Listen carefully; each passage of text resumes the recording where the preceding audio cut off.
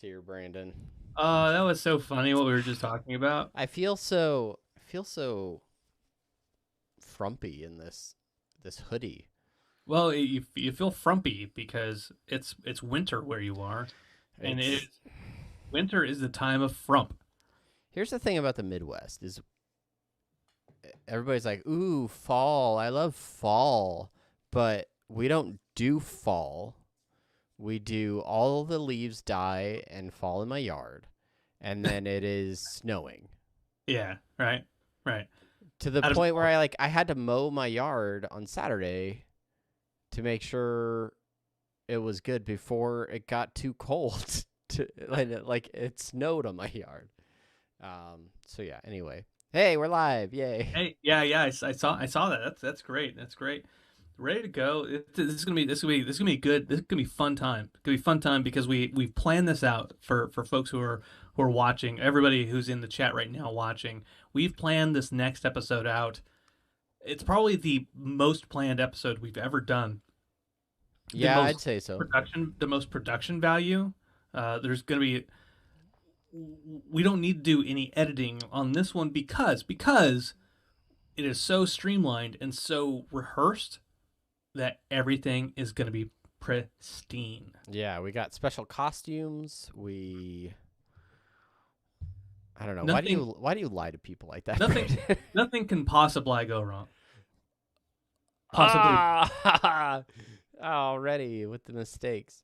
It's gonna be a great episode. I can feel it in my bones. yeah. In your bones, the ones that we wrote ahead of time, rehearsed, practiced.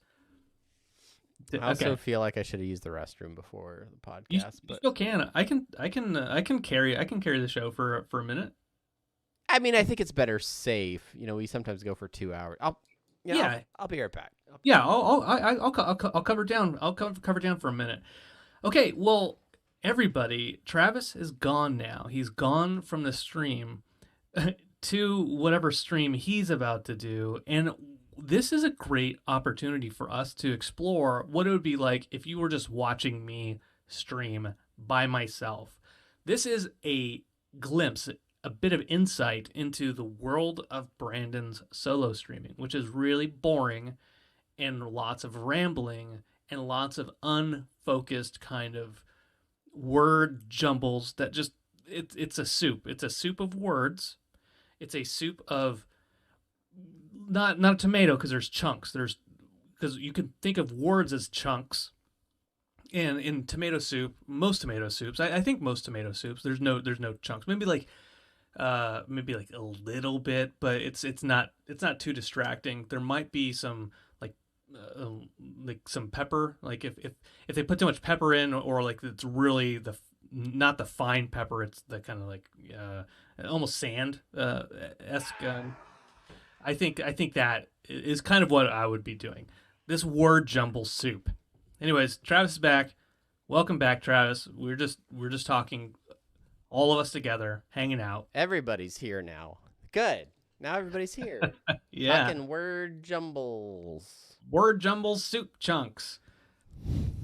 Matt, we should have pulled you in, Matt. Should have pulled you in. It would have been great. Just kidding. It would be the worst. You're not coming on the podcast. Not not But ever.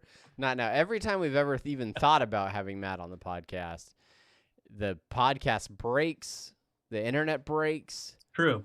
It's true. our Star Wars episodes are ruined. I uh, still don't think we ever released an episode about the last Star Wars movie, The Rise of Skywalker, because we had Matt on that's and right.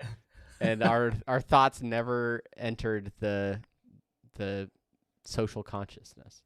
They So never entered the social conscious. Did we release that episode? I don't believe you did. I feel like you said, nah, forget it. We just won't release it. It's too much Yeah, work, too much broken internet, and it's funny because that sounds right. it's one of the few episodes that I directly recommended to somebody I know who was like asking about my podcast and stuff, and I was like, oh, we just like they are asking about Star Wars and stuff. I'm like, I just talked about this for like 2 hours on a podcast. it comes out tomorrow. You should download it. And then it never came out.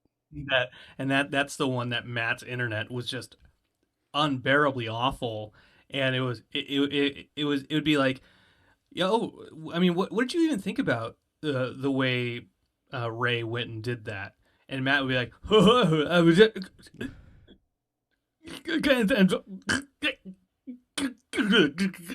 and like, yeah, and on my side, I'm taking notes. Unreleasable. Yeah, that happened. Oh, geez, bumping into my microphone. Are we ready to start a podcast, like a real one? I think so. You asked. I'm not ready. We got to record. Are you recording? Yeah. Let's record. 5, 4, 3, 2, 1. Yeah, close enough. Yeah. Let's make a podcast. All right. You asked for it. Here it is. It's a podcast from Apathetic Enthusiasm.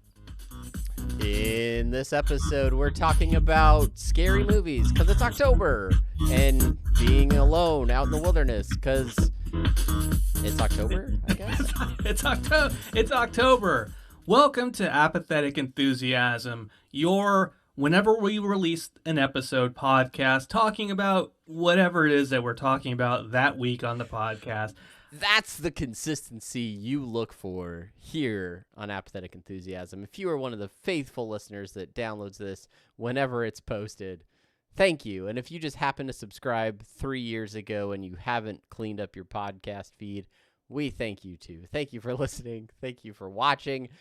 For those of you joining us live on Twitch and YouTube and maybe even on Twitter, we're so happy to have you. Thank you for hanging out.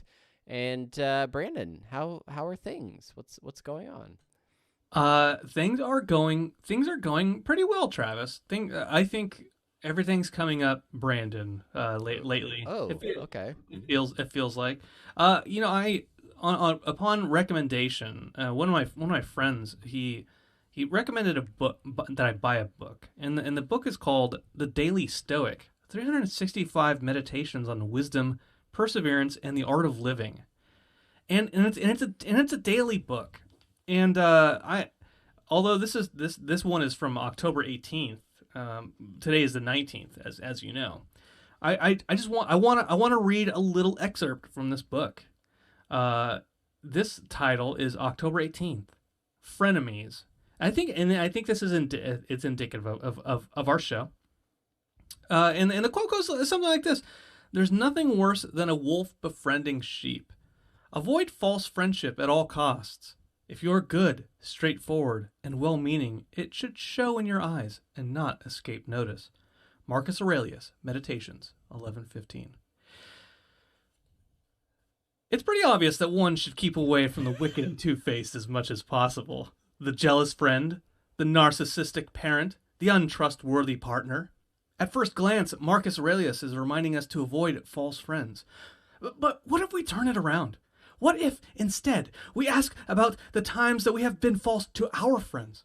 Ultimately, that's what Stoicism is about. Not judging other people's behaviors, but judging our own. Judging our own. It's deep. That's real heavy stuff. And that is actually what our episode is about. But That is not what our episode is about. Let's get through the social media stuff first. All right. If you want to follow Brandon's rantings and his daily meditations over on the social internet, those aren't really out there, but follow us anyway. On Twitter, the show is at Apathusiast. I'm at Jugglemino. He's at Barnyard Cruise. Facebook.com/Apathetic Enthusiasm Show. You can send us an email, apatheticenthusiasmshow@gmail.com. Instagram, apathetic_enthusiasm. If you missed Brandon's post from this week on Instagram, my goodness, you are missing out on some high-quality content. And then, of course, you can go to our website, apatheticenthusiasm.com, where you can find this podcast as well as the others that we produce on occasion or on the regular, depending on how well things are going. You can watch us live Monday nights, 9 p.m. Eastern Time, at twitch.tv/apathetic, youtube.com/apathetic enthusiasm.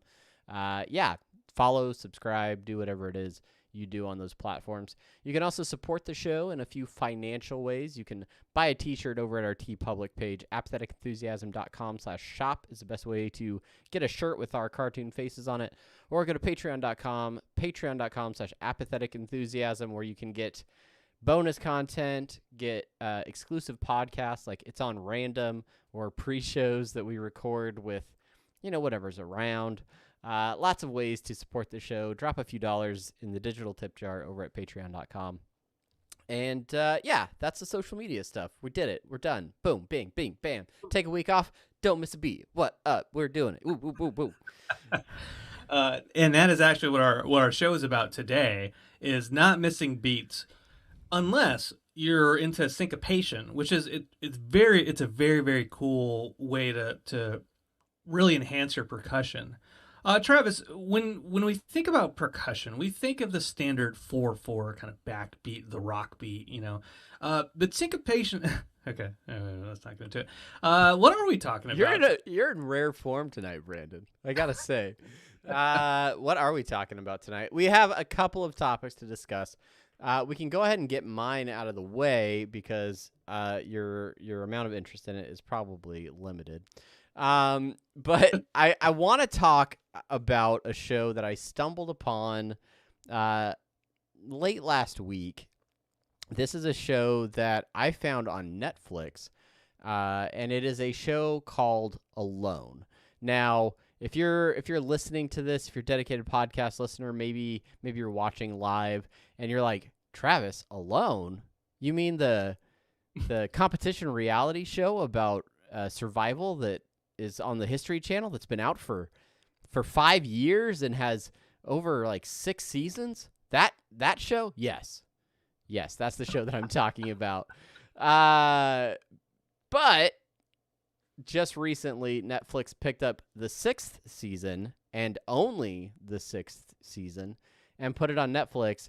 I was just wandering the many, hallowed halls of Netflix trying to find something to watch, and I was like, what is this show? Not realizing at first that it was the 6th season, but the 6th season takes place in the Arctic Circle, and basically I binge watched the 6th season of Alone, and I'm now going back and slowly working my way through the first few seasons of this show. And so let me break down what this show is for you. Basically, 10 individuals are given very limited supplies. I think they're given like 10 objects, and they are put out into the wilderness alone, right? So it is competition reality because they are competing against each other. However, they're not all put in the same place.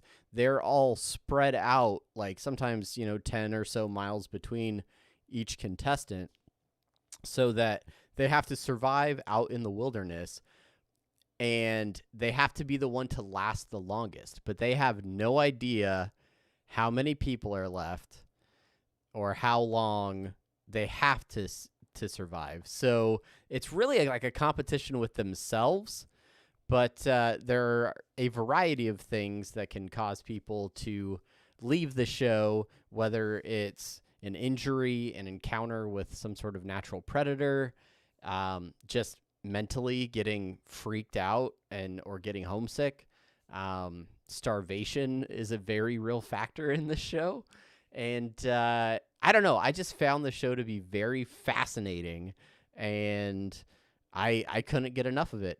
Is this at all the type of show that you would spend your time watching, Brandon?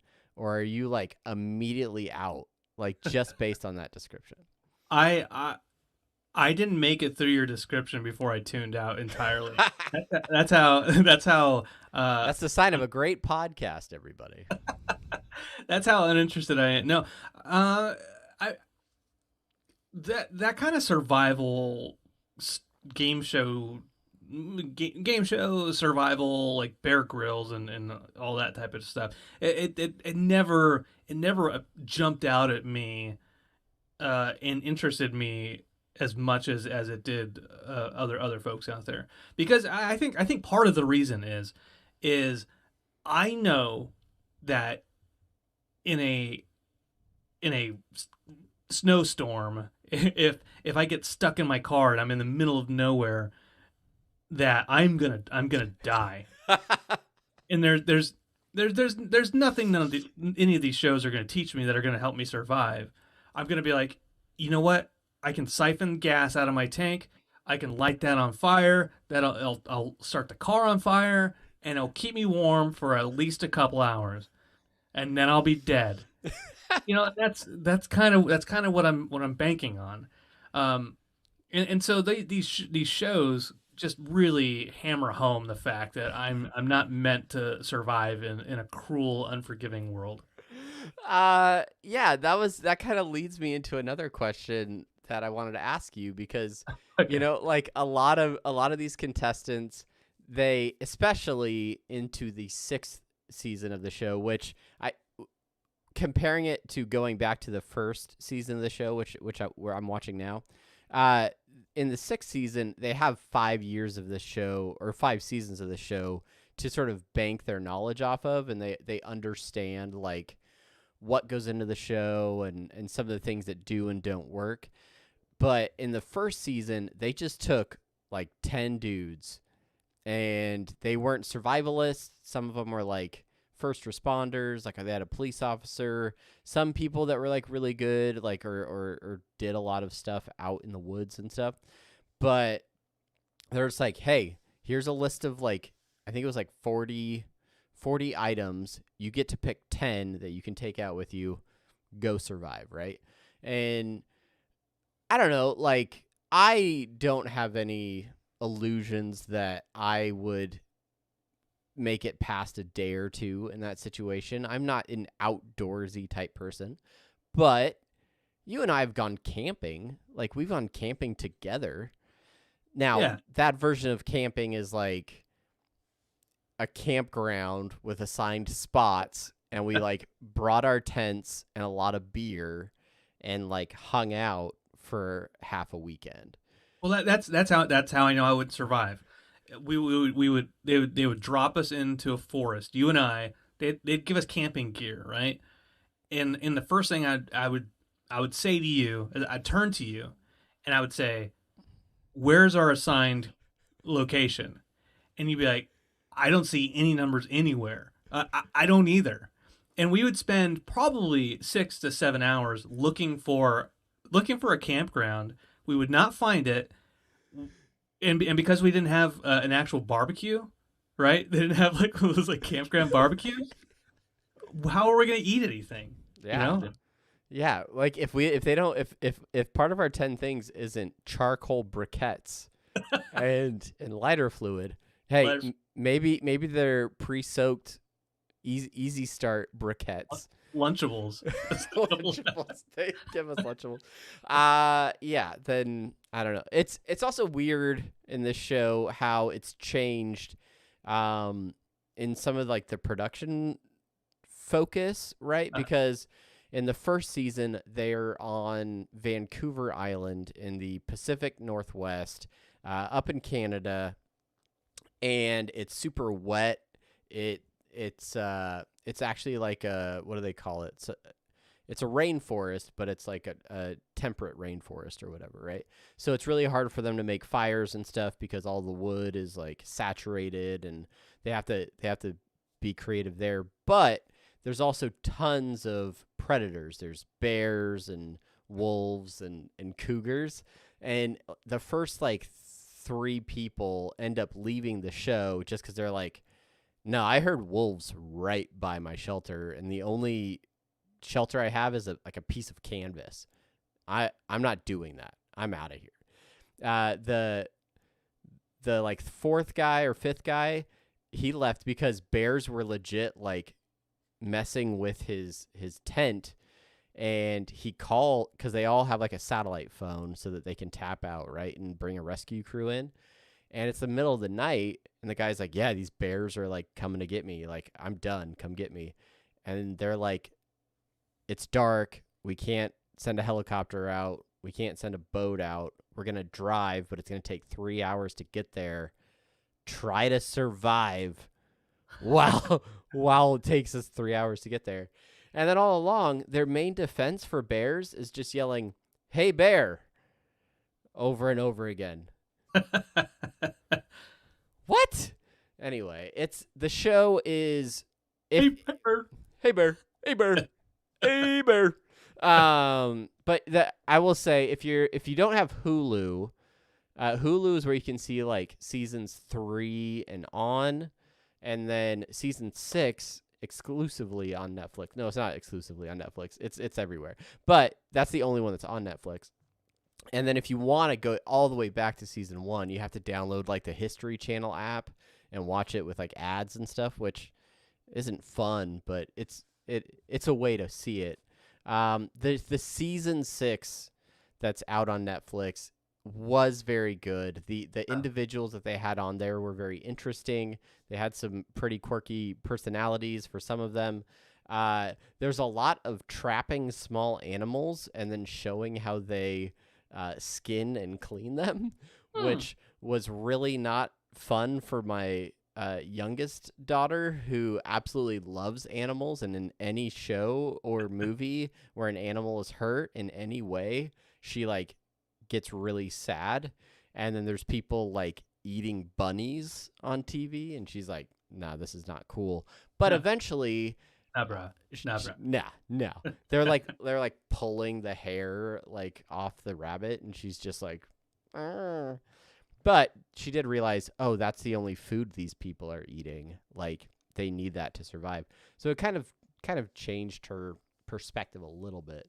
But I don't know. I thought the show was really interesting. I'm not like crazy about survival shows. I've never watched a season of Survivor because a lot of that feels just so scripted, like constructed, right? But the difference with this show alone is they're dropped off with like 60 pounds of camera equipment. They have to film everything themselves. They do have a medical team that comes in like once a week to check their weight and their vitals, just to make sure, especially as the weeks go on, that they are getting enough food. Because at least in the Arctic season, at least 2 or 3 of the final 5 got taken out because they just weren't able to maintain their weight. They were losing like 25% of their body weight. Yeah. And wow. But it's really crazy, and it's cool to see like the ingenuity that people come up with to survive out in the wilderness. So I don't know. I thought it was interesting. Did anybody like come up with ray guns or anything like that? Nobody invented portal guns. Nobody had lasers. That's disappointing. That's when I think of survival shows, that's the first thing that leaps out at me is zany sci-fi concepts from materials they find in the woods, just like the classic Gilligan's Island. Yeah, how like every week the professor would come up with a new zany sci-fi invention. Nah, these people are more like, well, I could go cut more firewood, but that will use more calories than I have food. So I guess I'll just lay here. And check my traps tomorrow and hope I get a squirrel to eat. Yeah, I'd probably just be like, grass. Arr, arr. Well, it's funny, like a lot of them were eating like blueberries in the first like few weeks because there were all these like wild blueberries everywhere. But then when the temperature dropped below freezing and then there was snow everywhere, they're like, guess I'm not harvesting blueberries anymore. I can't see them. They're all frozen under the snow. Do they have blenders? They could do smoothies. They did not have any smoothies. I did watch a lady eat like a rabbit. It was either a rabbit head or like a squirrel head. Maybe it was a mouse head that she just packed with blueberries so she didn't have to taste it as much. And then I ate it. But I don't know. There were some creative people that made really cool shelters. In one of the seasons I was watching, like a guy was like, I'm just gonna build a whole log cabin with like an indoor fireplace. And he's like, eventually he's like, the design won't work. But I was like, bro, you're out with like no food, nothing, and you're gonna do architecture? Like, just make a space. He was like ready to move out into the woods and just Make make a lean-to, dude. Just yeah. And then they're like, it was cool in the Arctic where they were like taking like evergreen like leaves and stuff and using it as insulation and making like double layered walls for their shelters so that like it didn't get super cold inside the shelter. Almost all of them had some like fire in their shelter to keep it warm as well, which made sense. But that also resulted in at least 2 people burning their shelters down. One of them costing them the game, essentially because of the fire that he started inside of his shelter. So. oh man, just like me stranded on the side of the road with a car. Yeah, that's when you were like, I just burned the car up. I was like, that reminds me of someone on the show, except they burned their shelter and their like bedding down, and they called and they're like, well, I'm out because, and he did it at night too, and it was another situation where they like could not get to the person Right. in time, so he had to manage to survive the night without a shelter in like negative 17-degree temperatures. So he's like just built a little lean-to next to the smoldering embers of to try to keep heat from the smoldering embers. Yeah. yeah. And he's like, well, and he managed to, stay alive for that long. But Good on. yeah. So if you're into that sort of not scripted reality, but the sort of thing like survival shows and things like that, I would highly recommend it. I thought it was pretty cool. I'm going to continue watching these episodes. How far would you go? Like, we've gone camping at an assigned campsite with tents and beer. Would you go camping with all of the sufficient equipment you needed for like a weekend, but out in just the woods with no like assigned camping spaces? Yeah, of course I would. Okay. What if you were only given like a backpack's worth of stuff? If I had training ahead of time, yeah, I'd do it. Yeah.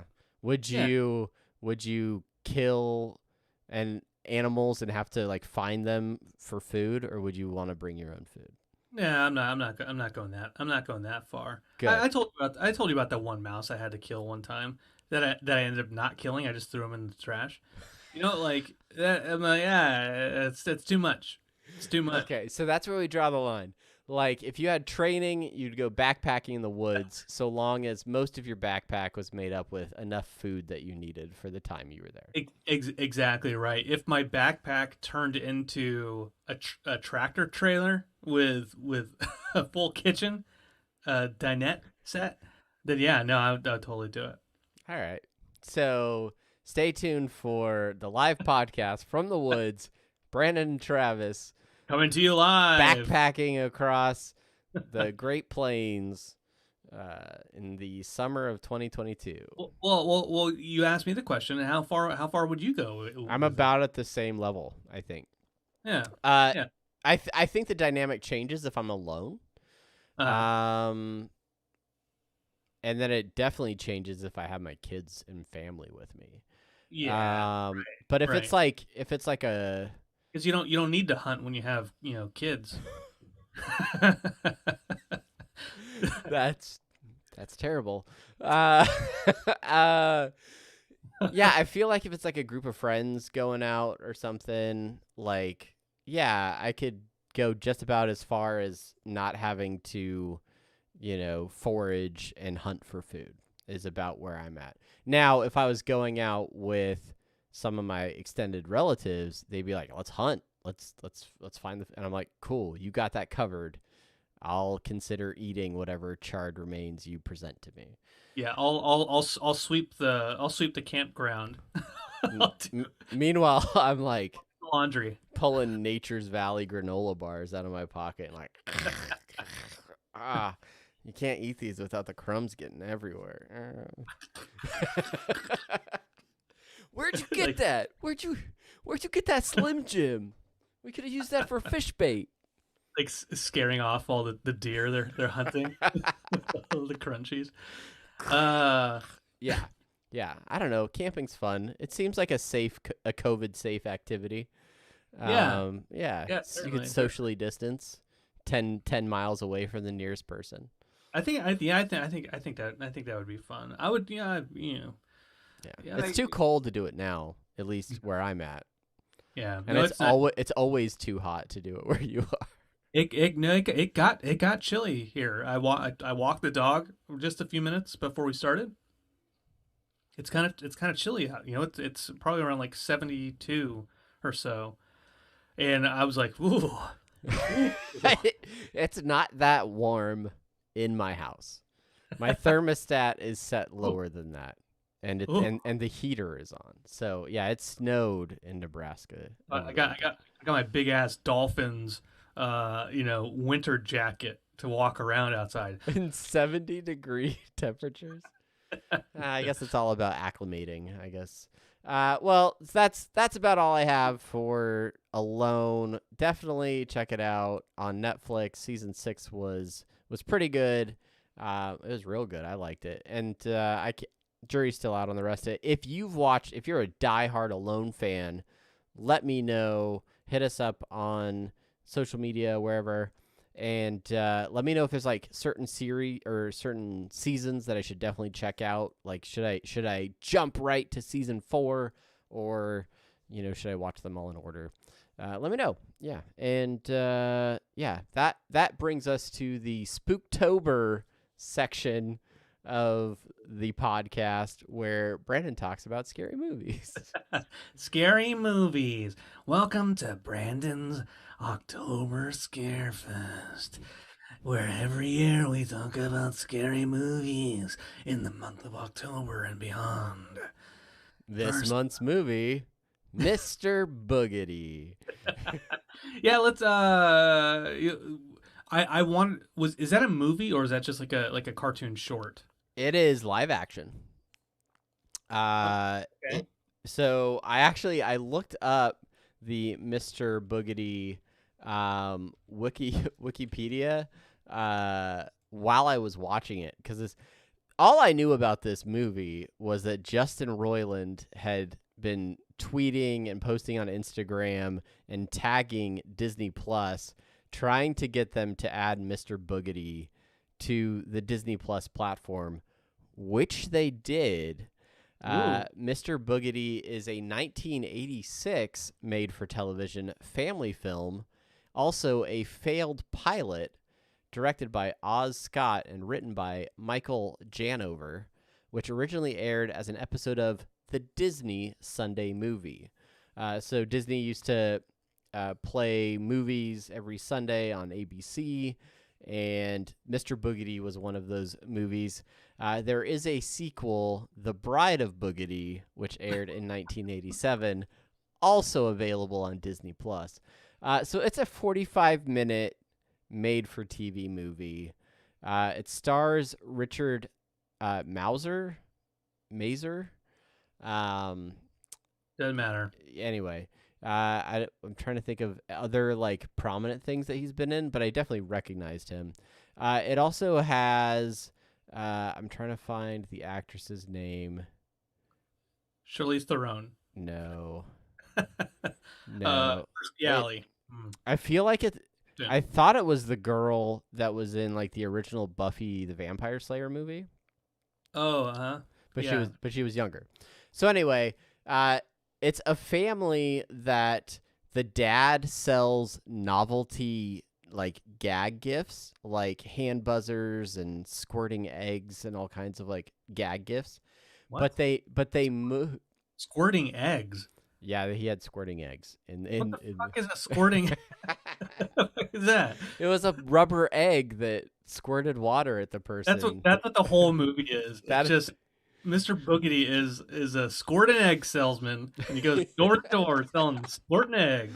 Squirt them eggs. But they moved to a new home in Lucifer Falls, New England, which is a spoopy sort of town And the house that they bought is haunted by the Boogety Man, boogity boogity boo, and it's just like a really super cheesy, not scary movie, that I watched this week because I was like, wow, if Justin Roiland was like, gotta put the Boogety Man, Mr. Boogety on Disney Plus, I was like, this has got to be campy to some degree that is worth watching. And it's not good, but it was entertaining in a weird sort of laughing at it what it is sort of entertaining. Yeah.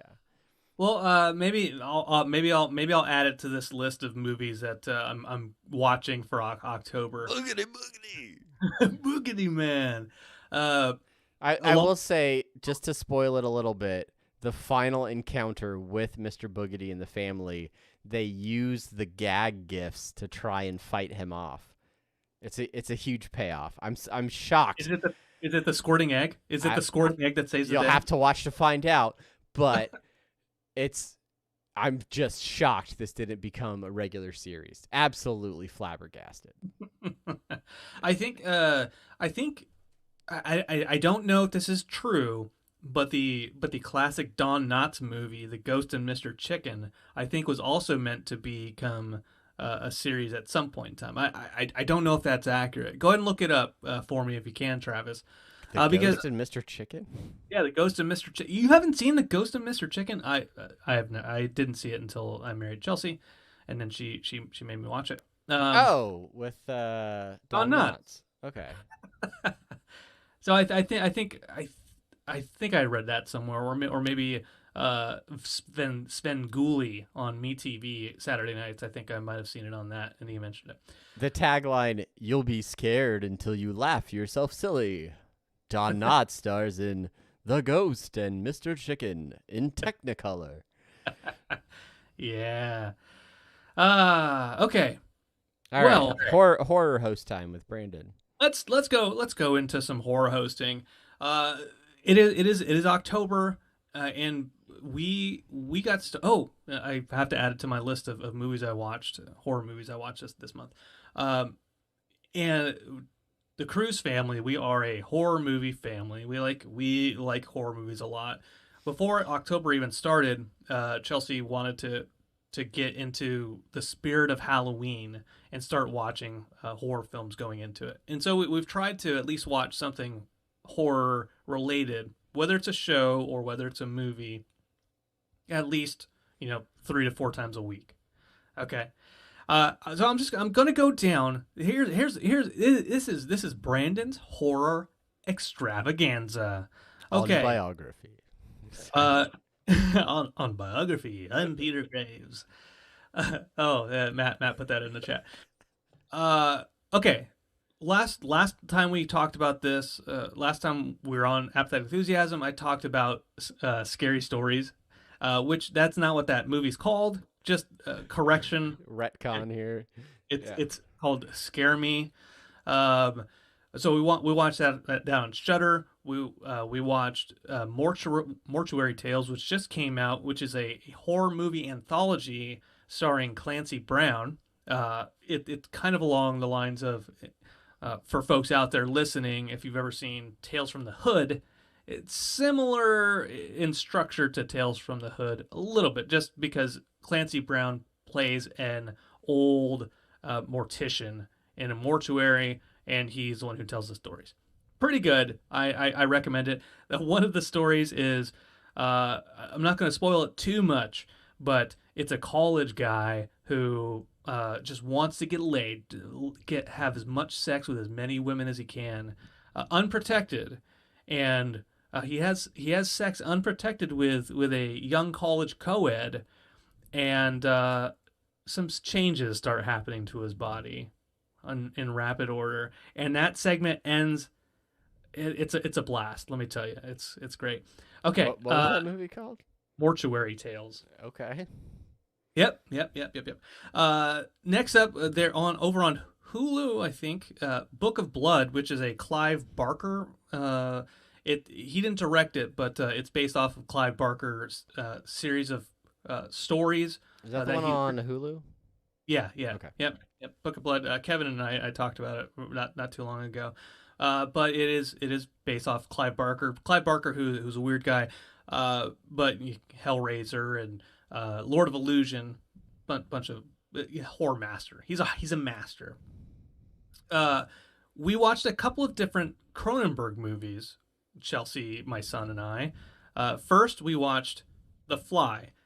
Now, we watched The Fly after The Fly landed on Pence's head during the vice presidential debate, but it had nothing to do. It had nothing to do with that. We just happened to be watching The Fly, because we wanted to, like, for like the week leading up to that, we wanted to watch The Fly, and so then we did after the debates, and then we laughed about it, and then we watched SNL on that Saturday, and Jim Carrey as Joe Biden.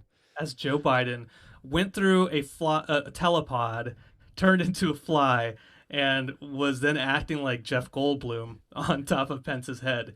And it was so good that we had seen The Fly going into the SNL episode for my 8-year-old, so he can get all those references. It was perfect. Perfectly timed. We also watched Cronenberg's last night. We watched this. The kid didn't watch this one with us. Scanners, the 1981 film, which it's a very famous scene where Michael Ironside blows up another guy's head, and it's great. Classic movie, old school. I recommend it. We've also watched a couple of other. We watched classics, Silence of the Lambs. I want classic, which I've actually seen that one. I've actually seen. You have, Yes. Yeah. You probably saw that movie before I saw Silence of the Lambs. Yeah. Silence of the Lambs was a movie where I would start watching it and I'd fall asleep and I'd wake up at the end where Buffalo Bill is tracking her with the night vision goggles.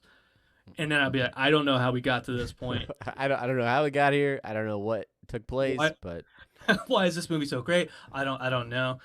So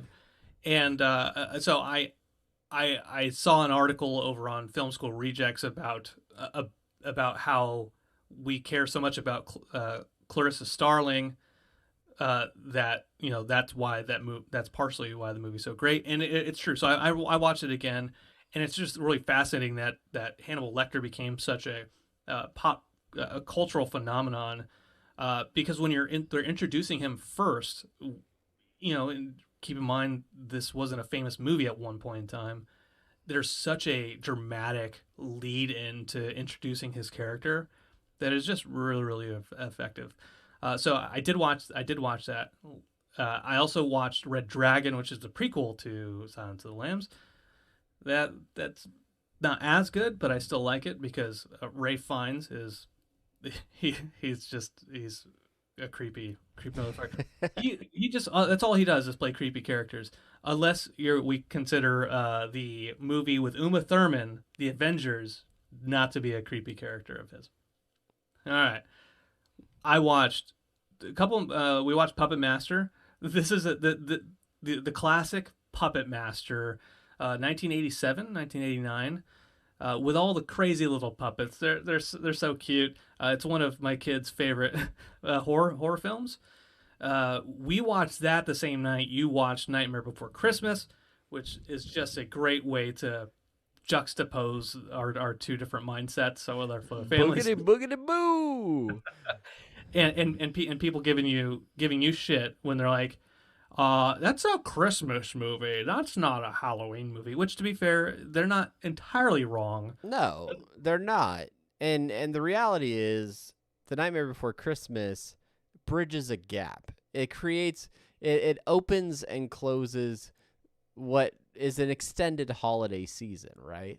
Because if you go to Disneyland, which hasn't been open since like March of this year, they rethemed the Haunted Mansion for Nightmare Before Christmas in October, like for Halloween, and then they just keep it rethemed all the way through December for Christmas, and then they turn it back into the regular Haunted Mansion. So I understand the friends on your social media want to come at me and put me on blast and say that's a Christmas movie, that's not a Halloween movie. But listen, in Halloween Town, right? They're doing their thing, and we're happy to watch it. It's in the Halloween category on Disney Plus, and I don't watch horror movies with my 8-year-old. So, you know what? We gotta do something. We were over here watching Hocus Pocus and Mr. Boogety. I'm trying. Yeah, you're that's good. Look, I'm not shaming you. In fact, I defended you. Like it says The Nightmare, and it's before Christmas. So it's not a Christmas movie. It's before Christmas. It says it in the title. And I'll probably watch it around Christmas time too. So it bridges a gap. Bridges a gap. Real quick, Matt mentions, what's the horror movie about the chick who has a vagina with teeth? I think he is joking about Nightmare that. Before Christmas. I think we covered it. Which it's a great movie, Vagina Dentata. The movie called Teeth. It's about a girl with teeth in her vagina. Okay, I haven't watched that one. We might actually, now that we bring it up. A couple of classics. I watched Bram Stoker's Dracula with the great Keanu Reeves, an actor of our time. We mentioned that before. Theater of Blood. I want to talk about Theater of Blood real quick. There's another one. There's another one called Monster Club. It has Vincent Price. It's like an 80s kind of really weird. It's an anthology, but it's really kooky, where all the monsters are actually good guys and all the humans are bad guys. And that movie actually ends with Vincent Price saying, "Yeah, like it's a monster club. The movie Monster Club it takes place in a monster club, and an author goes in there, and there's all these different monsters, like vampires, werewolves, and they're whatever." And Vincent Price says, who is a vampire, says, I want to honor him. I want to bring this human as a member of the Monster Club. And like, no, boo, everyone's voting him down. He's like, no, hear me out. Humans are the biggest monsters in the world. And then went through the list of like war and famine and all that type of stuff. And the monster's like, yeah, bring him in. That's how the Monster Club ends. But the other Vincent Price movie that I want to talk about, Theater of Blood. This is part of Vincent Price's oeuvre of movies that just are very unique concepts. This is a movie where Vincent Price plays a Shakespearean actor who this group of critics, they give an annual Shakespeare award, and Vincent Price was shunned from the award, and he killed himself. But then he somehow survived, and he went back for revenge against these critics, and he kills all of the critics in Shakespearean themed ways. And in between each of the kills, Vincent Price does the cheesiest Shakespearean monologues, and just like over the top. It's great. Watch clips. You don't need to watch the whole movie. But, that's another one that Chelsea got me into. And finally, I'll just get into a couple of the last ones real quick. Themed episodes. I watched Anaconda with who's in that? Eric Stoltz, John Voight, was it Ice Cube, and they're in the Amazon. Ooh. And they're going down a river, and there's gigantic snakes called anacondas. You don't want none. The Anaconda don't. Anyway. So, watch that. And Lake Placid, which is a movie I had never seen before. That is about a giant alligator. We also watched Crawl, which is about a bunch of alligators. So there's our animal themed horror. And then finally, another movie I hadn't seen is called Would You Rather, and it features the great Jeffrey Combs, who, if you've seen The Frighteners with Michael J. Fox. No. Okay. Oh, that's a good movie. It's not scary, but it's got Michael J. Fox. Jeffrey Combs is in it, where he sees dead people. and like he's kind of like he's a scammer, but he scams people with ghosts that he is friends with. Uh, anyway, so Jeffrey Combs, a very he's a famous kind of guy in the horror realm. He uh is he hosts a dinner party where they play Would You Rather, and he owns this like institute that has a lot of money and gets guests. But then the Would You Rather is like, would you rather stick yourself with this knife or stick the person next to you with a knife? And they have to do it. And so that's where the horror stems from. That reminds me very much of a guy I used to work with. He was a friend of mine in high school.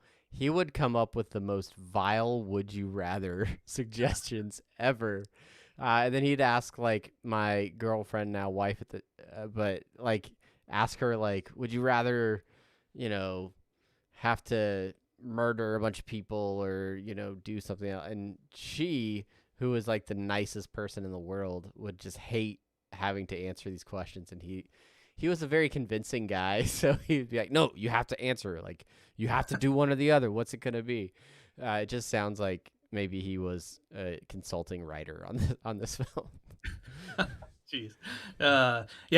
Possibly. We all got to start somewhere, and coming up with really disturbing would you rather's is the best way to do it if you are going to eventually make a movie called Would You Rather. I worked all Saturday.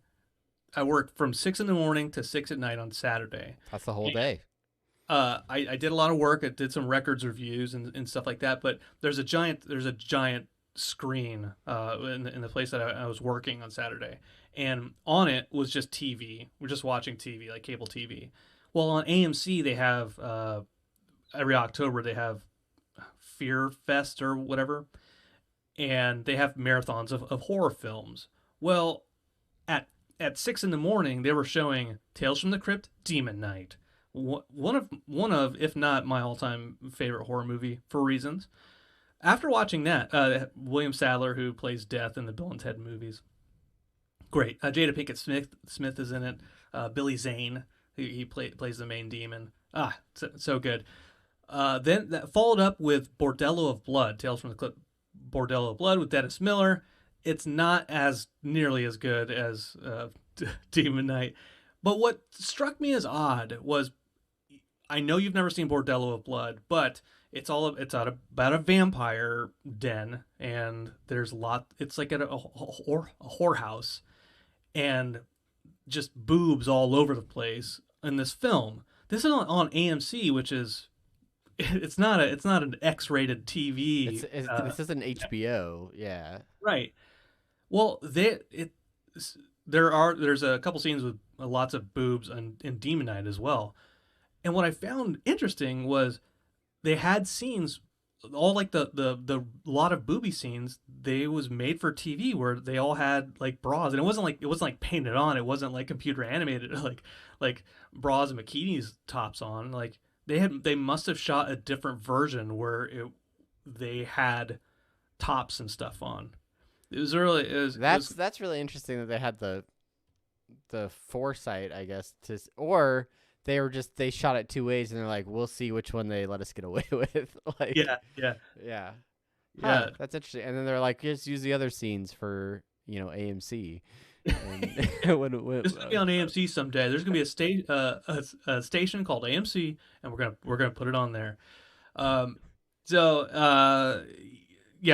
Blood, and then what got me through the rest of the day was they went straight into a Halloween marathon. Not Halloween 1 and 2, not Halloween 3, which we did also watch, which has nothing to do with the other Halloween. It doesn't have anything to do with Michael Myers. But the Halloween 4, The Return of Michael Myers, all the way up to Halloween Resurrection, which I started watching, but so I watched 4 Halloween movies essentially on Saturday as well, and I still am like, Michael Myers is not my favorite horror movie icon, but sorry, I know a lot of purists are like, get out of here, Brandon. Get out of here, Brandon. Get out of here. That's me, a Halloween purist. Get out of here. So clearly you have watched many like horror films. And you're like, stop talking. No, it's fine. We're about a week and a half away, 2 weeks, give or take, from Halloween. So still plenty of time.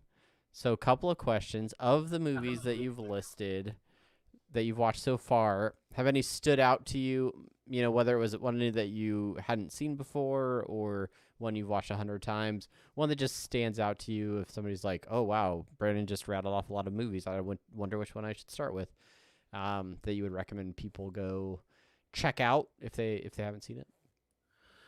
Well, I already mentioned I'm particular to Tales from the Crypt Demon Knight. Yeah. I always recommend that one. One I didn't mention was The Boy, which is one that I hadn't seen before. Chelsea and my son have watched it multiple times, and it's a unique take on the creepy doll genre. And there's a sequel. I love to that that's it. a whole genre, by the way. Yeah, my son loves the creepy. I mean, that's why Puppet Master is one of his favorite. It's a very unique take on the genre, and there's a sequel. And I don't understand how there could be a sequel, but it's 6% on Rotten Tomatoes. So that probably tells you all there is. Scare Me, Mortuary Tales are two new ones that I do highly recommend. If anybody has Shudder, go out and watch those. Host, I would say, even though I didn't mention on this list, is one that people need to go see. If you want the classic, I'm gonna watch Nightmare on Elm Street on Halloween. It's part of the tradition. Trick or Treat, obviously, for Halloween, you gotta have Trick or Treat on that list, and you can skip Anaconda.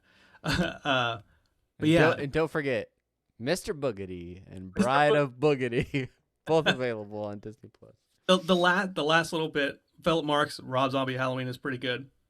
It is. The sequel, not so much. On Disney Plus, I swear this is the last little bit. On Disney Plus, there is a category for Simpsons Treehouse of Horrors. Do all of yourselves a favor.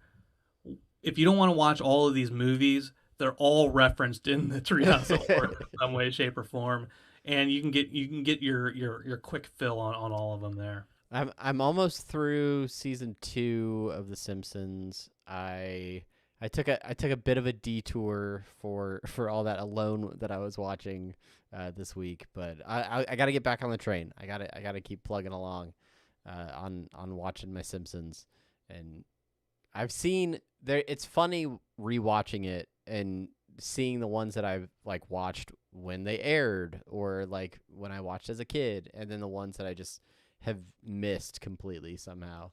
I don't know. It's interesting. Yeah. But yeah, good old Simpson stuff. All right. So I think this is the last episode, potentially, of Apathetic Enthusiasm before Halloween.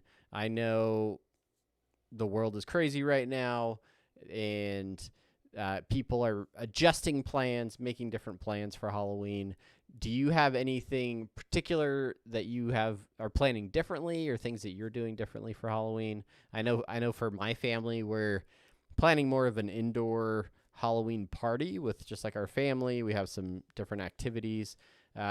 Maybe I'll find a movie that sits right in that that safe zone of just scary enough for my kids to where it like pushes things, but definitely not something that your kid would watch, because I don't know.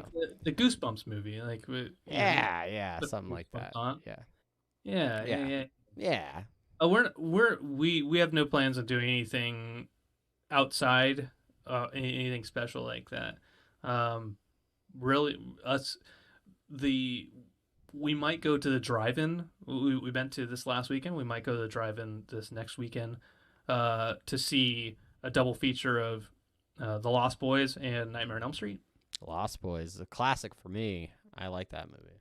Yeah. But that might be the most unique special thing we do this month. We're not going to go out and go trick or treating. It's basically like my 18th birthday. It's just I'm over it. You're over it. You're past it. But everybody wearing masks, so maybe it'll be okay. Yeah, When mask wear is universally accepted. Yeah, because everybody is cool with wearing masks this one day out of the year. All right. Well, if you are going out and celebrating Halloween, make sure you do it safely. You know, have fun. If you have Halloween traditions or things that you guys are doing, shoot us a line. Shoot us an email at apatheticenthusiasmshow@gmail.com. Let us know what you guys are up to or what movies you guys like to watch for Halloween, whether it's a super scary horror movie or something a little bit on the lighter side. We got a little bit of all of it over here on the show. But hopefully you guys have a great Halloween and then a great couple weeks.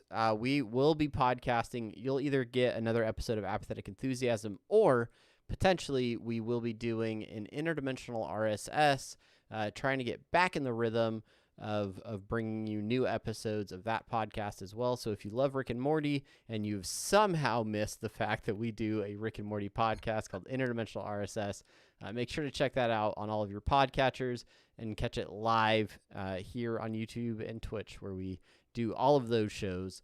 And then for those of you watching live right now, stick around because even though this is the end of the podcast, we're not going anywhere. It's time for us to go and do our live post show where we hang out with our listeners and answer your questions and just have some fun. So if you guys want to hang out and catch extra content, make sure that you're tuning in live every Monday night, 9 p.m. Eastern, and have a wonderful spooky season. Happy Halloween. And Brandon, your final words. Thank you all for listening. Thank you all for hanging out. Thanks for listening to me ramble off all of the movies I watch, and not even all of them. There's more that I'm gonna talk about here in a minute after the episode ends. For a complete list of Brandon's Halloween movies, head over to apatheticenthusiasm.com, and maybe it'll be in the show notes or something. I don't know. There's so many. I watched so many I didn't realize. Okay, anyways, thank you all. We'll talk to you later. Bye. Bye.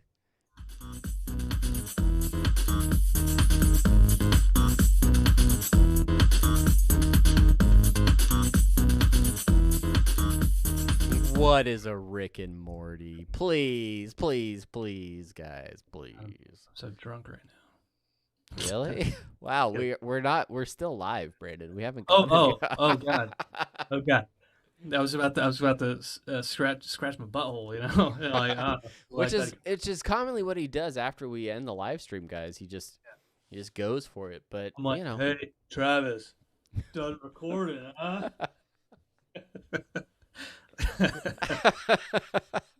Yeah, with that same tone of voice every time, every week, every time. And then like dash rendering, stuff like that. Yeah, dash rendering. Yeah, I want to talk about one of the movies because you're like, okay, here he goes. Fine, I'll start rendering. Talk about more horror. Rob Zombie came out on the movie scene with the 2001, I think, film House of a Thousand Corpses, and at the time, I remember the first time I watched it. It was after I was in Arkansas and we were watching it at like a party, and I fell asleep at like maybe about 40 minutes in, and it starts off pretty pretty standard kind of like slasher, almost like Texas Chainsaw Massacre ish, and when I woke up, one of the victims was in some weird ass monster dungeon. It started off like with kind of like based in reality, and then ended up in some weird ass monster dungeon, and because I missed this piece of it, I was so confused. Like, what the hell fucking happened in this movie that we ended up in a monster dungeon? And I feel like there's a running theme where you have issues with movies where you watch the beginning, fall asleep, and then wake up confused. Yeah, Goonies. I've never seen Goonies all the way through. I always fall asleep the first 30, 40 minutes. Goonies never say take a light nap in the middle of a movie. So this is the first time I watched House of a Thousand Corpses. Hold on. Hold the phone. Phil Marks saying he lost his virginity to that movie. We've talked about a lot of movies. So are we talking about the Rob Zombie horror movie, Goonies? Which movie are we talking? Silence of the Lambs. Which movie are we talking about here? I hope he. Oh man, I don't know. I was gonna say I hope it was Goonies, but that might be weird too. Yeah. Yeah. I'll. This is a personal, only slightly personal. Before Chelsea and I got married, after we got together again, because we hooked up one time like when I was 18 or 19, and then we started dating again like 4 years later. She was living in Burbank, California, and went to visit her, stayed at her house that she was renting, and we were watching. Oh, she's awake. We were watching Return of the Living Dead, and we went at it. We didn't watch that movie. We just went at it. Return of the Living Dead. Family favorite now. So, House of a Thousand Corpses, losing your virginity. Yeah, these things happen. These things happen indeed. Yeah. That's almost like one of those stereotypical things about horror movies is there's the people that are watching the horror movie, and then there's the people that are like using it as an excuse to hook up. Like, yeah. Because they're just turned on by death. What I'll say about that is Rob Zombie puts Sherry Moon Zombie in all of his movies, and I remember thinking in House of a Thousand Corpses that she is annoying as shit, and because she has like a high whiny voice, she has always like whining, stuff like that. But this time I'm like, okay, she wasn't as annoying, that she's kind of playing into that. I didn't mind her. I didn't mind her all that much this time around. I had to look up who that person was. So, yeah, that's his wife. Okay. That's not someone else from the zombie family that just happened to know Rob. Matt says, use it as an excuse to shit my pants. Where's Matt fall on the spooky films? Is he doesn't like spooky films. He does not like spooky. He especially doesn't like zombies. Let me just tell you, zombies. He does not like zombies. The Friday the 13th game. He does not like playing Friday the 13th because it's so weird to me just how averse to scary stuff Matt is. We were playing Dead Rising 4, which was on Game Pass for a while, and it's a game where you put masks on zombies and then ride riding mowers to kill as many zombies as you can. You shooting like zombies with like Nerf guns, right? It's absurd. He's like, oh, I hate this game. Too many zombies. No zombies. No zombies. Zombies I think I'm fine with. I watched a lot of Walking Dead and zombie type movies. They don't seem to bother me too much. They also seem really like inconceivable, but I don't know. I've lived through 2020, so anything's possible. Which the first person to write the really good 2020 satire movie about zombies is gonna make money. So it's gonna make killing.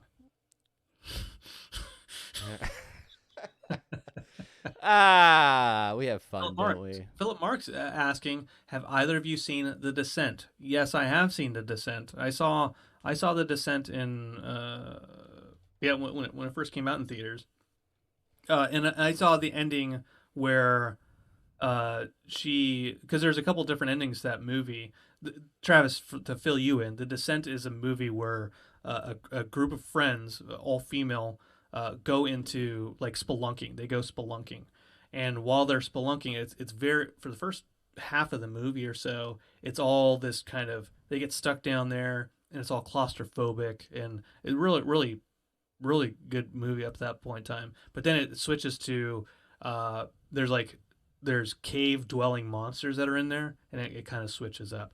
But the main protagonist, there's a couple different endings. One where she's like she she thinks that she gets out of the mountain, but then actually it turns out that she's still stuck in the mountain. And then there's a happy ending. I saw the ending where she gets out and she's like driving away. She's like, "Ah, woo! I got out." And then she realizes that she was hallucinating and she hasn't gotten out of the mountain at all. Ooh, Good. what a twist. Good flick. Good flick. I All love right.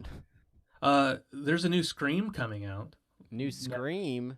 Yeah. We Neve were Campbell. we were thinking about watching the original Scream with my preteen daughter. Maybe we can have like a movie night and we all watch Scream together. We could do that. Yeah, it's funny because like, so my oldest child, she's 12, she'll be 13 in a few months. She does not like scary things, by and large. She watches like Teen Wolf, which is like I think like a MTV show or something, Oh yeah. which has like werewolves and stuff in it. So it's got some more like gross like horror-esque elements, but and she's into that, so I think like her taste is changing. She used to not, she loves books, but she wouldn't read like mysteries because they seemed scary. Like the idea of mysteries scared her. So if a Yeah. book said mystery like in the title, she'd be like, "No, I don't want to go near that. Someone could die in that." But I think she's gotten over that a little bit. So it's weird. Like you're not the typical person I would ask to be like, how do you start to like ease your kids into a horror genre? Because you're like, from the time they're born, here's all of it. You're just holding your swaddled child up in front of, like, I don't know. You probably didn't do that. I'm giving you a hard time. Now, Open your eyes and look at Frankenstein. I I don't know. I don't. Well, because, in some ways, it's like my kid doesn't like spicy food yet, right? Yeah. Yet I say yet because I'm getting him accustomed to it slowly but surely. I know that he loves guacamole, and so if I just add a little bit of extra spice to it every time, Just kick it up a little bit at a time. yeah. The last batch of guacamole I made, I put too many jalapenos in it, and even I was like, "Oh no, this is not gonna be good for him." But he still devoured it, even though he needed extra milk to drink It's like, down. I need more to drink, but this is good guac. Yeah. Good guac, and so in some ways, I think it's like that where it's Yeah. Just little by ease them in little by little. yeah, Few more scary things, or just jump right into slasher films. One of the two. but they the other part of it is because Chelsea and I like watching those things, and we like falling asleep to those movies, then that's a way for him to spend time with us and feel close to us to do that. Like this coming Friday, Joe Bob is doing his doing another Halloween hootenanny. I don't know what the movies are, but I'm gonna spend all night with a kiddo, and we're gonna we'll fall asleep to these movies, eat popcorn, all that type of stuff, and it'll be a bonding experience. However you bond with your kids, that's what's important. It doesn't matter if it's horror or action or It's definitely not horror for us. Mr. Boogety.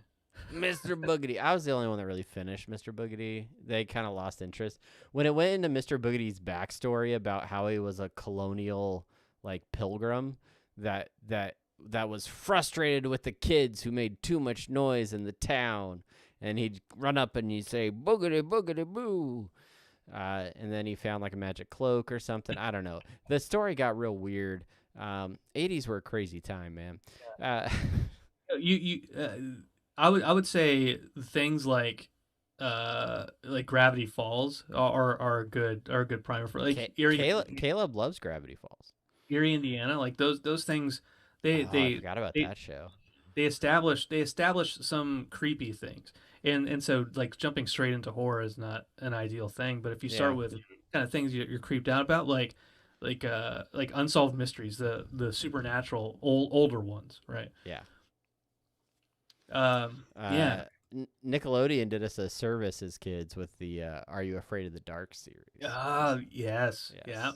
Yeah. Yeah, that's solid stuff. Philip Marks talking about Labyrinth, seeing that as a kid.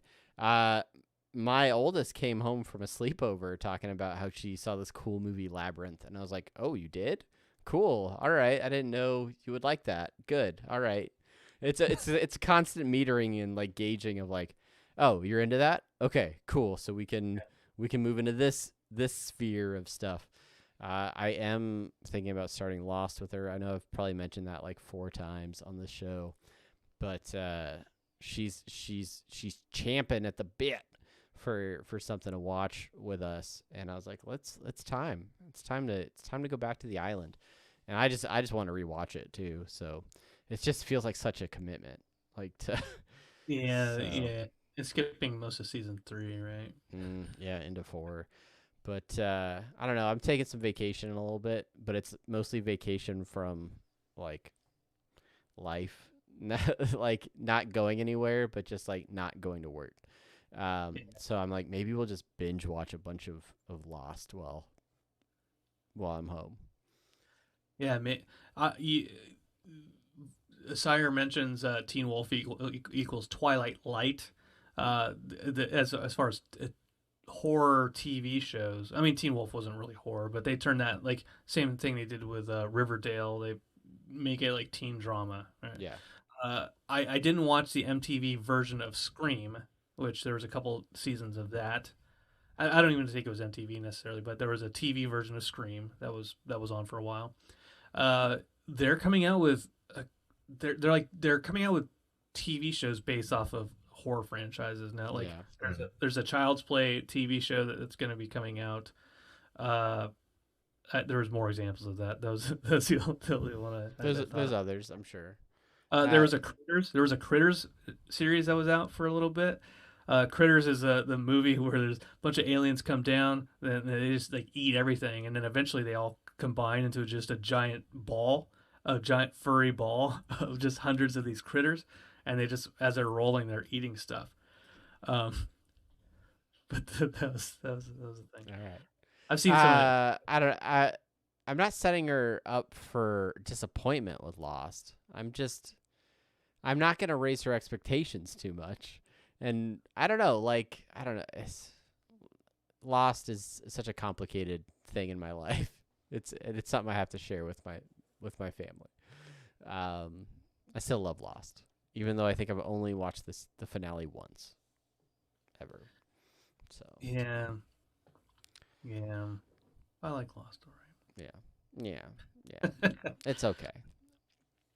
right. Yeah. What? Oh, speaking of Frankenstein, if you guys want to see how the head's doing, Oh, look at that! Look at that!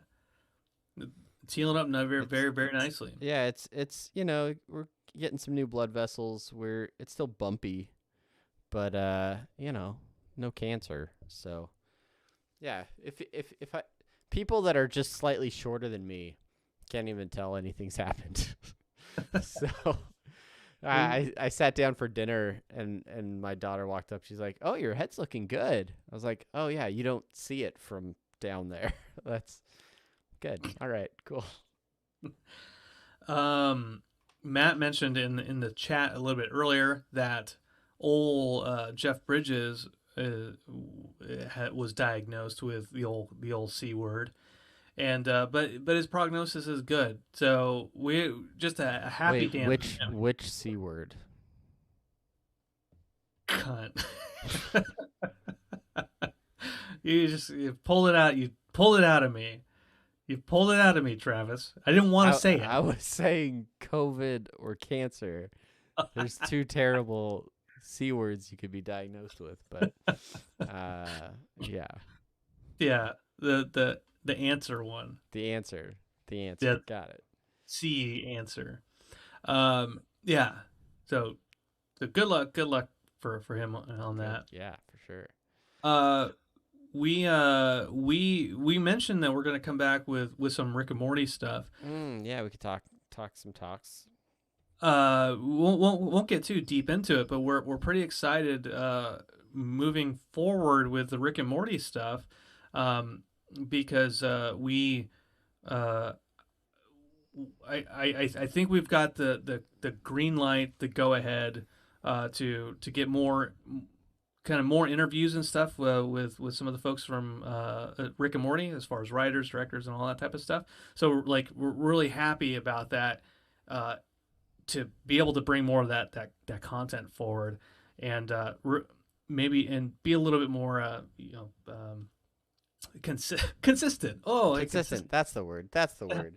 Thing. Yeah, we had a very exciting meeting over the last week or so, and it looks like it's gonna pave the way for some new developments with interdimensional RSS. So if you are a fan of that show, good things are coming in terms of potential content, interviews. If you like the interviews that we've done in the past, we should be able to get some more of those going. But it's not just interviews. We're going to look at, digging into the show a little bit more. We have taken a step back in the off season, but there's still a lot to talk about, even in the seasons that we review. And we reviewed, episode by episode, but there's more to dig into about individual characters and all sorts of things. So if you are into Rick and Morty, let us know the stuff you guys are thinking about. Hit us up with that stuff too, because putting together some more episodes of that stuff, and hopefully another season rolls around, not right away, but it'll happen. It's got to, right? It's got to. Well, so November 13th and 14th, the virtualized Adult Swim Fest is happening, right? Yes. Exclusively on YouTube, which goes back to something we had commented and critiqued upon, like having a set place to send all our folks. But there is another Rick and Morty night portion of the event. We had, our prediction of it was maybe the show will come back in October, November. October is almost done. 13th, 14th would kind of lead, if they were doing 5 episodes, that would lead into Christmas, or even if like they were going to do it in spring of next year to premiere one of the episodes. Yeah. You think that's a possibility, or with this show anything is possible, right? I mean, I made predictions at the end of season 4 that I was hopeful of a fall premiere. I haven't given up hope on that. I think it's possible that we could get a surprise episode.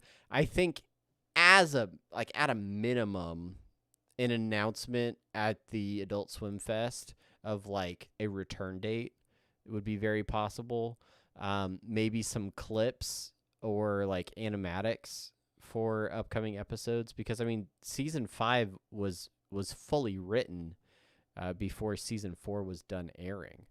So the artists have got to have been working on it all year. So they've probably got a few episodes, done. So I don't know. I could see there being maybe a premiere episode, an exclusive thing that it's only for the people that attend the Adult Swim Fest, which would be really cool. That'd be awesome. And hopefully we have more stuff to talk about on the topic, as it happens. Yeah. Like Pringles flavors, or I completed the set tonight. I got all 3 Pringles cans. Thanks, Walmart. They're back there. There's the Pickle Rick, the Meeseeks, and then the Morty mustards hiding behind some pop vinyls back there. I got two of the Mortys, or not the Mortys, the Meeseeks, because one, sour cream and onion. That's a good flavor. Uh, Cheddar sour cream. Let's not get it twisted. oh, is it cheddar sour? They're cheddar sour cream, and they are the bomb. If you like, I like cheddar sour cream Ruffles, like in general. Like those are one of my favorite chips. And these Meeseeks Pringles, they what did the kids say? They slap. I think they're slapping now. Yeah, they are slapping. I didn't realize it was cheddar sour cream. I thought it was just sour cream and onion. But I mean, they're pretty good. The Morty flavor. At first, I didn't like. Like the first couple I had, I was like, oh, I don't think I can eat all of these. It's supposed to be a honey mustard, but it's a little bit more heavy on the mustard. Uh, I don't want to go back to Walmart, and so I'm saving some of those chips in the Morty tin because I actually really like the flavor now. But I'm afraid of the pickle flavor. I'm hesitant to try the pickle flavor. You didn't try them? No, I don't have. They didn't have any of those. Oh, when I went. Oh, are we gonna try them right now together? I'm wearing sweats, guys. Slob. Hey, slob.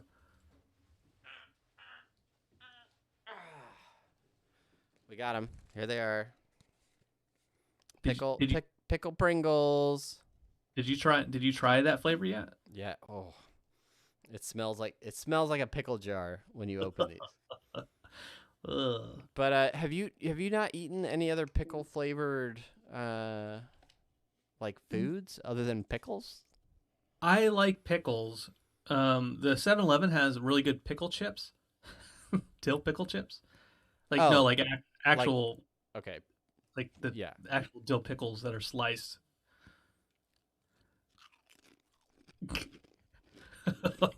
ASMR. Rick and Morty ASMR.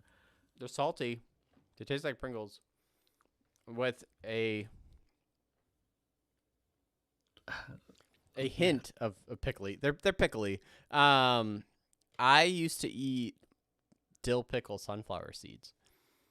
Okay. And they remind me of that, where it's kind of like a savory. I don't want to eat the rest of these on camera. But Is it like a like salt and vinegar? yeah, it's like it does have like a vinegary type taste to it, but much more in like a dill pickle sort of. So if you were like eating, if you were at a barbecue and you ate a bunch of pickle chips, and they're like, oh, they have Pringles too, and so you slapped some Pringles in your mouth, like right after you ate the pickles, you'd be like, these kind of taste like the pickles I just ate. Yeah. Okay. All right. Slap. But that the flavor set doesn't... is complete. I just wanted the cans. I'll probably dump all the chips out after this. But you can get them at Walmart. Special edition potato crisps. Philip Travis is from the Golden State of San Diego. San Diego, which is Spanish for a whale's vagina. Yeah, that's the hometown for me. But I'm also from the world of people and that come up with weird words like food slaps and songs are bops. I think they're regular pickles, right? They're not. Not bread and butter. No, it's like a dill pickle for sure. In my mind, bread and butter pickles are not real pickles. No, they're just gross. Don't at me. They're gross. And they're gross. They're disgusting. I don't trust people who prefer bread and butter pickles over dill pickles. No, because they're not trustworthy people. The fine eating establishment that is Famous Dave's Barbecue, not a sponsor. They sell spicy pickles, right? So my beautiful bride goes to the store and says, "Hey, spicy pickles, let's try them." She gets Famous Dave's spicy pickles. And she gets them home, opens the jar, and is like, oh. And sure enough, they're spicy bread and butter pickles. So it tastes like a bread and butter pickle with a little bit of spice.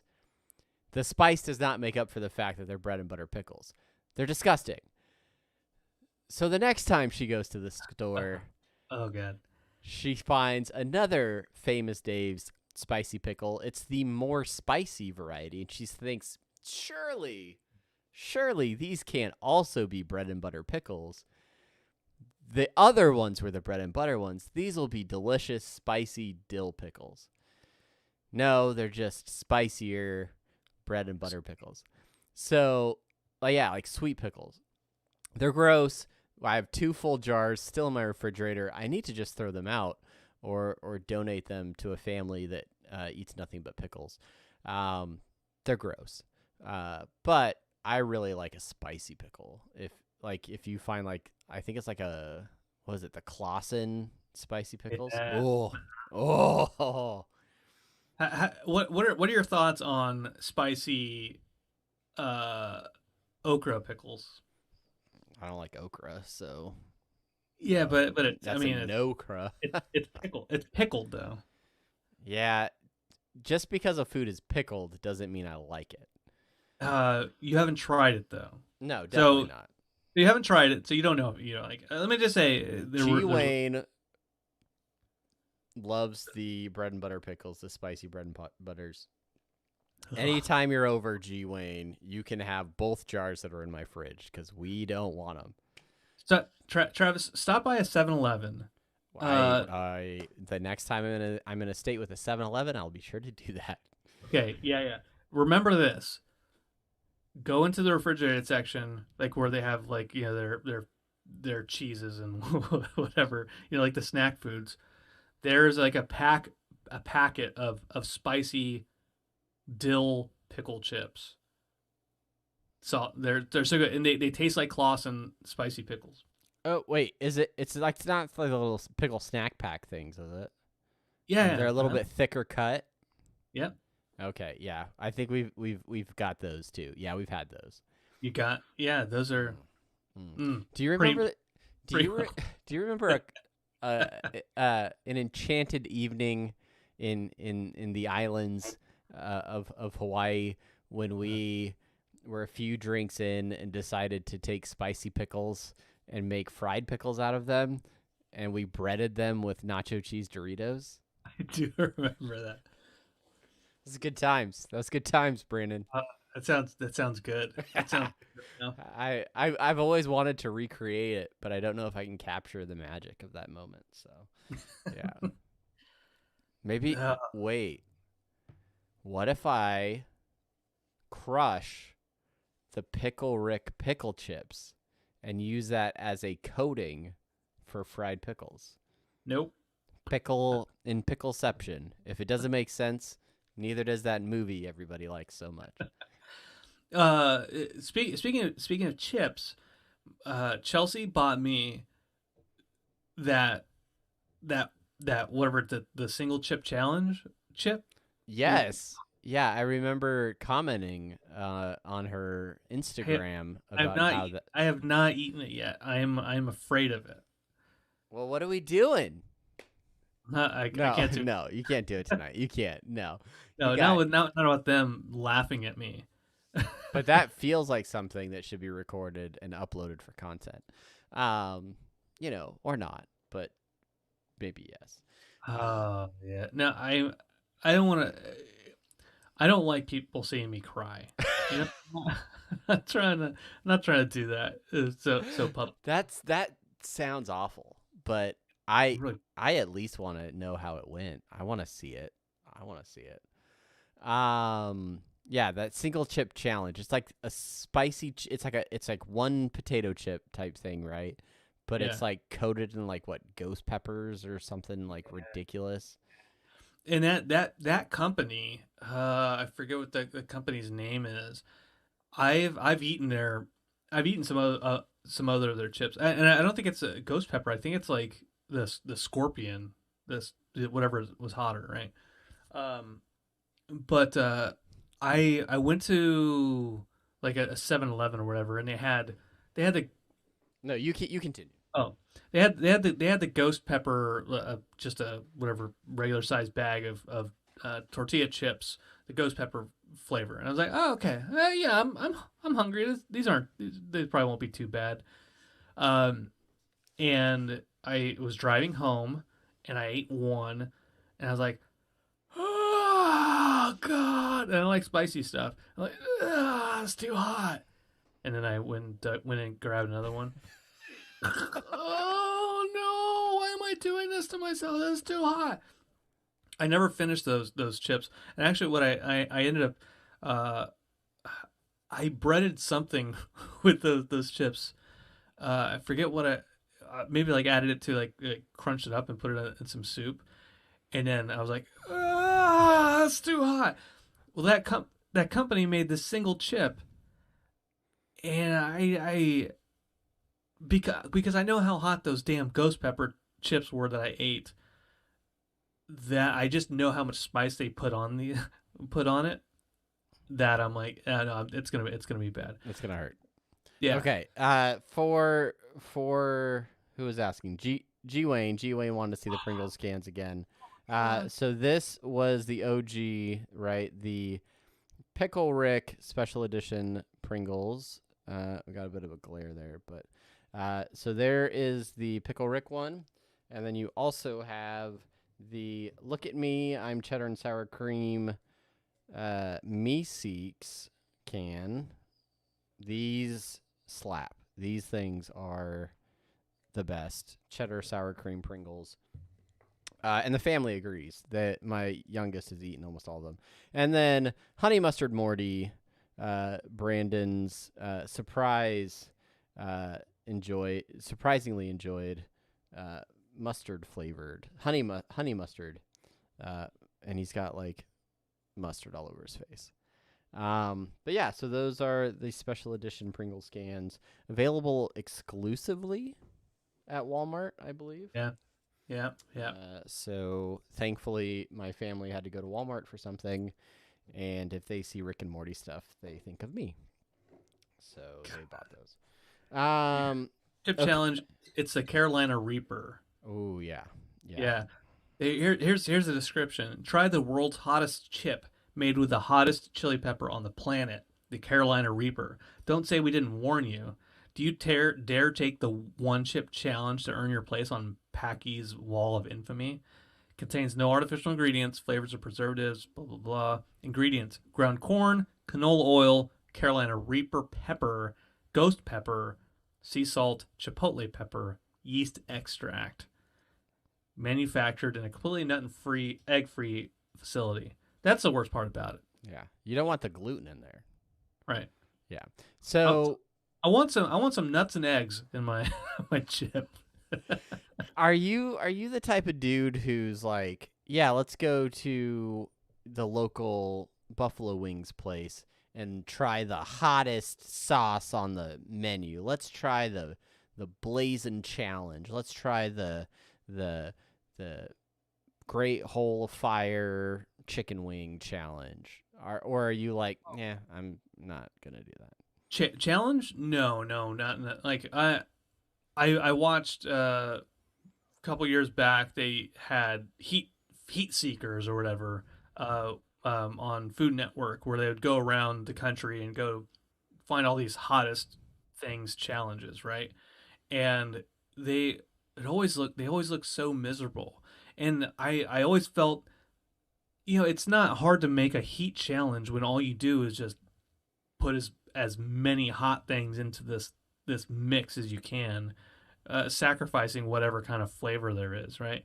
Because to me that's like, especially like with like chili cook-offs, like chili cook-offs we've had at all our different places of business, for the company picnic or whatever, where people are like, I'm going to make this the hottest. I'm going to win the hottest this year.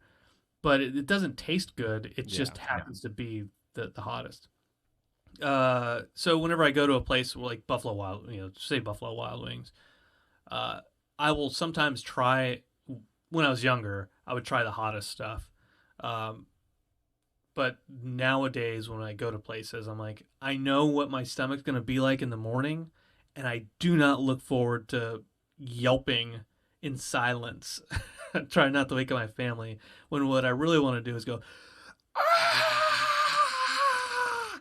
as just a fucking volcano of shit comes out of my just knotting my stomach. That's I don't look forward to that anymore. When I was when I much young, I was like 20. I was 20 years old, and somebody brought in a bunch of habaneros to the office, to the break room, and they're like, "Who's gonna have one of these?"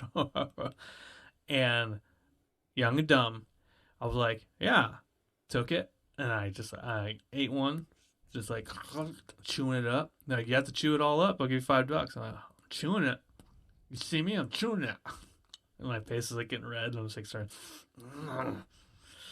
Oh fuck! Oh fuck! And then I tracked that son of a bitch through my intestines for the next 8 hours, and I'm like, it's right there. It's right there in my lower intestine. It hurts so bad. It's poison. It's I don't do poison. it anymore. Good night, Matt. Get good sleep. Bye, Bye, Matt. Matt. Bye, Matt. I like spicy food. I've never been the type of person that's been like, I want it so spicy that it's gonna hurt everywhere that it touches. So I've never been the guy that's like, yeah, give me the hottest wing, or we went to a restaurant for a guy's going away, and it was like his last day in the office, and we went to a wing place, and their wing challenge was like 6 wings, and you had to eat all of them, and you like won a t-shirt or something. But he's eating these things, his hands are shaking, he's sweating, like, that just, nothing about that sounds fun to me. I like spicy. I don't like pain. So yeah. I tend to avoid those. Yeah, But you should, should at least record it. Put it on Patreon. Put it on Patreon. I'll have them record it, but I have to have them around to do it. Absolutely. Because somebody needs to hold the camera. All right. See you, Philip. Have a good night. Right, Thanks for Phil. hanging Hey, man. out. Good hanging out. Go look up the alternate endings for The Descent. Yeah, do that. All right. Well, I think that's a good signing off point for all of us, really. Yeah. Thank you guys for those of you that hung out the whole time. You guys are amazing. Appreciate you guys hanging out. If you're watching right now and you are not currently following us on Twitch or a subscriber over on YouTube, go ahead and click those buttons to become part of the party. We do this almost every. We missed last week. We didn't even mention that. Thank you guys so much for being dedicated fans and coming back. But almost every Monday night, you can find us here on Twitch and YouTube. And subscribe to the podcast on Apple Podcasts. Notification bell. Smash that notification bell so you get notified every time we go live or post a new video. Thanks, like and subscribe, comment below, click the notification, and it's your boy Travis coming at you live with another video. We gotta say that stuff. We gotta bring the people in. All right, we're gonna upload all of our bonus content. I'm gonna go post some stuff to Patreon.